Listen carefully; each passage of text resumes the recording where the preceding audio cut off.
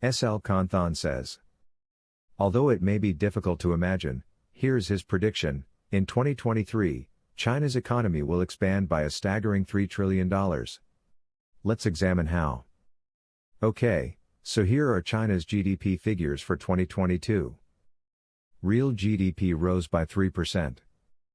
The GDP was reported at 114 trillion yuan or $18 trillion US dollars. The nominal GDP increased by 6%, from 114 to 121 trillion yuan. His initial presumption is that China would grow at a rate that is twice that of last year. And given that COVID lockdowns are being lifted and that everyone from Goldman Sachs to the World Bank is optimistic about China this year, that's a realistic assumption to make. Let's assume that, as opposed to the 6% growth last year, China's nominal GDP will increase by 12%.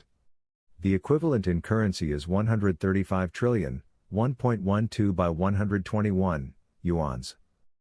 His second supposition is that the yuan will return to its pre-Ukraine war value this year, or roughly 6.40 yuan per US dollar. Therefore, in 2023, China's GDP will be $21 trillion, 135.4 US dollars. A surge of $3 trillion is significant. But between 2020 and 2021, something quite similar occurred, and China's GDP increased by $3 trillion. Therefore, it is common and ought to be simpler this year.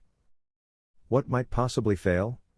All bets are off if the economies of the US and EU experience protracted recessions and/or if the conflict between Russia and NATO spirals out of control. China's economy will be $21 trillion, while the US will be around $25.5 trillion, assuming none of these severe circumstances occurs. As a result, China's GDP will be 82% larger than the US economy. That represents a turning point where China will inevitably catch up to and exceed the US, perhaps within the next 5 years.